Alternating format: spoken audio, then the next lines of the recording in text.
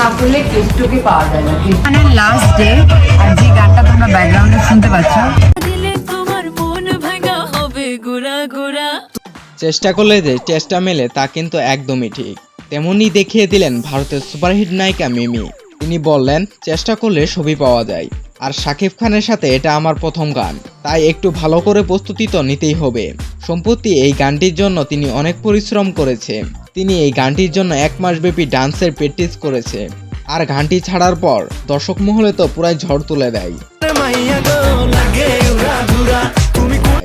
এই গানের বিষয়ে তিনি লাইভে এসে দর্শকদের জন্য বলেন, গানটি আপনাদের কাছে কেমন লেগেছে, আর গানের মধ্যে আমার ভুল থাকলে তা মাফ করে দেবেন। করেছি ভুল ত্রুটি ক্ষমা করে দেবেন অ্যান্ড জানাবেন কেমন লাগলো। সত্যি কথা বলতে গানটি শাকিব খানের অভিনয় ছিল অনেক ভালো। বলতে পারেন যে তাদের দুইজনের জন্য গানটি এত জনপ্রিয় হয়ে ওঠে। এই সর্বপ্রথম দর্শকরা বলিউড সিনেমার মতো কোনো গান পেল। গানটির খরচ ছিল অনেক ব্যয়বহুল। তো বন্ধুরা, গানটি আপনাদের কাছে কেমন লেগেছে তা লিখবেন আমাদের এই ভিডিওর কমেন্ট বক্সে।